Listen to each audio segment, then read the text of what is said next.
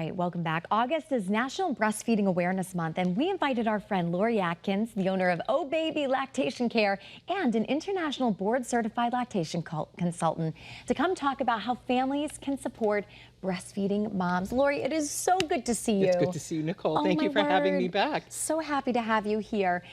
So first and foremost, your business, you are all about helping moms and basically achieve success when it comes to feeding their baby in a way that you're meeting them where they're at. Exactly. I think that there's a lot of misinformation that lactation consultants only deal with breastfeeding. We help parents meet their goals with any kind of feeding. Breastfeeding, combination feeding. Some families use breast milk, some families use formula, some families use human donor milk, and a combination of all three.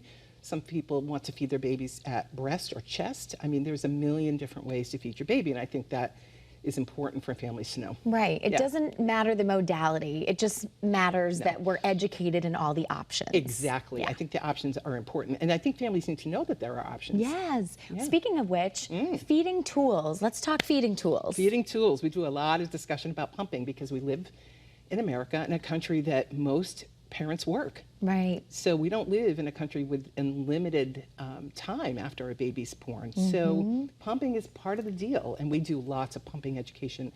Board-certified lactation consultants spend a lot of time talking about pumping and bottle feeding. I think that's a big thing to understand too. We do a lot of bottle consults. Absolutely, and it matters, you know, your baby, you'll find what works, and obviously working with a lactation consultant really helps you narrow in on what's best for your baby, what your baby likes.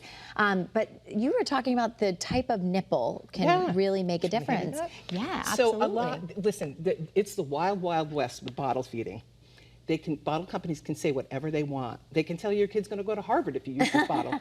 They can say whatever they want. But families spend hundreds of dollars, and if anybody knows what I'm talking about, you know what I'm talking about. You spend a lot of money on bottles.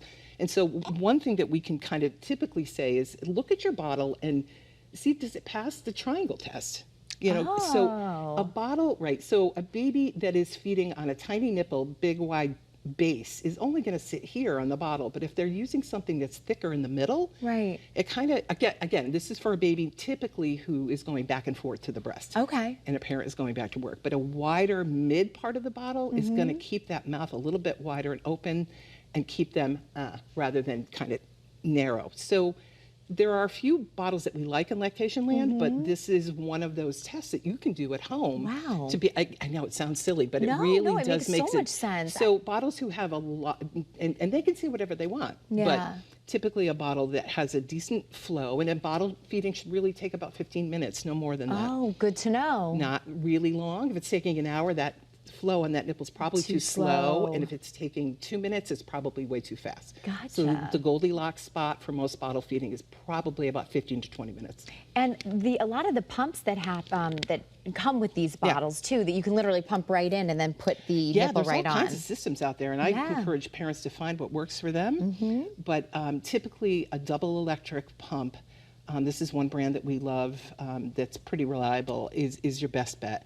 Lots of people are spending money on wearable pumps. We just talked about that a little bit.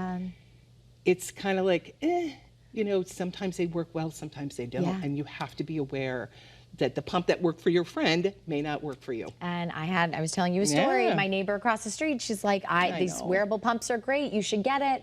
I got it. Didn't work for me at all. The technology is getting better, and every time I turn around, there's a better pump on the market.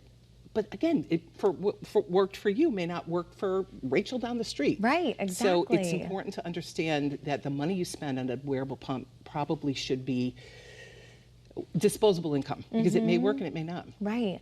All right. This is how you can get in touch with Lori. Such an amazing, amazing resource for any of you mamas out there. She does in-person consultation, online support, so you'll literally meet people where they're at and wherever they're at.